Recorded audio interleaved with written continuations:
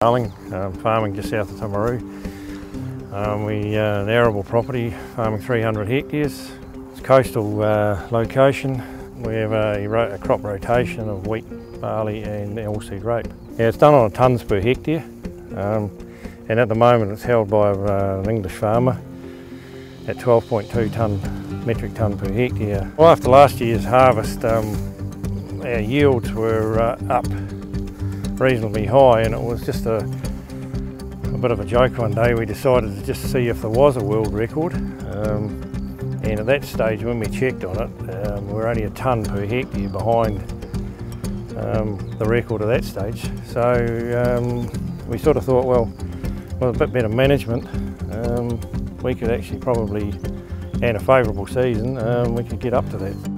I guess it's the Olympics of growing grain, or growing barley in this situation. So to come out on top of the world, hopefully after today we'll know whether we've got there. I'm Greg Carr and I'm the founder of the Carr Group, and my day-to-day role is Managing Director of the Class Harvest Centre. Our company specialises in farm machinery. Our big focus is on combine harvesters for the arable farmer. We've sort of always been here to help Warren if anything was needed, make sure the drill was right. Supplied Warren a Bicon Fert spreader, which allowed the variable rate for fertiliser application, which has allowed him to get hopefully a more even yield. When Warren mentioned that he was going to go for it, we had to make sure the drill was set up correctly and was going to get down to the seeding rate he wanted, but we went back to the factory and ultimately got that sorted, which Warren was happy with.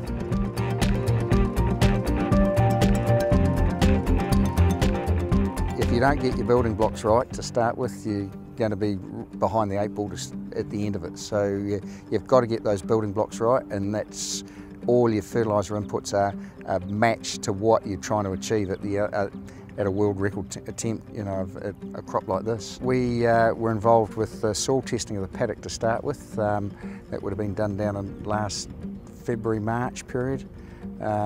Then did the recommendations for what fertiliser was to put in for the paddock. Well, I think it's great. The wheat record down in Southland and now a barley attempt here in Canterbury is fantastic. It shows that New Zealand arable farmers have got the ability to do it, and attention to detail is fantastic. My job is to verify everything that's going on, make sure it's done to the letter as required, make sure any paperwork is above board and that everyone does their job. I think I'm just part of one of the many cogs in the wheel, and obviously Warren's done all the work and teeing everything up, and he's done a great job.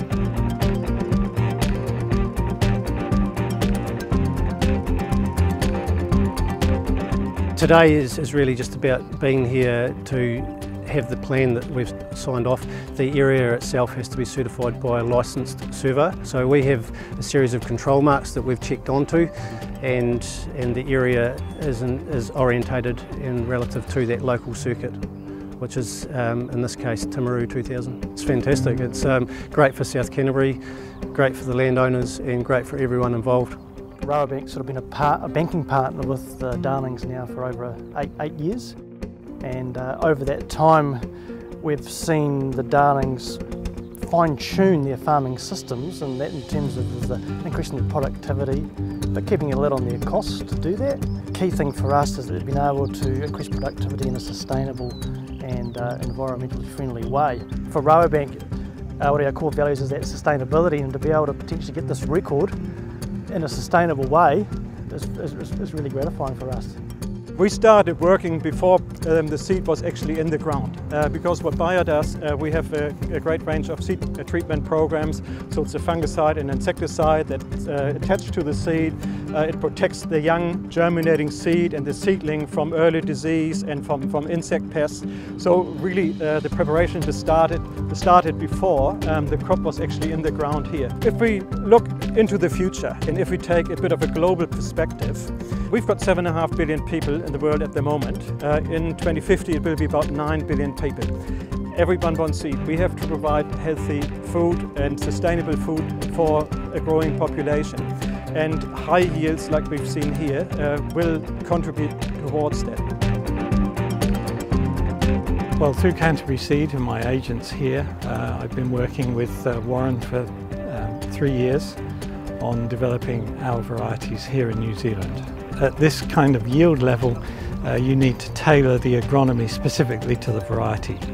So we're talking individual varieties and how best to manage them to exploit the potential. It does demonstrate to our own farmers in Europe that sunlight is very important, water is less important, it's mainly what comes from up there, the sunlight.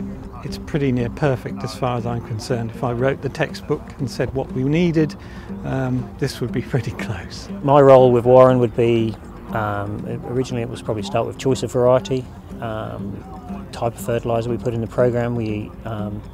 On these fields we do something called precision soil testing, so we only apply the right amount of fertiliser for each particular hectare of the crop, so we individually test each hectare.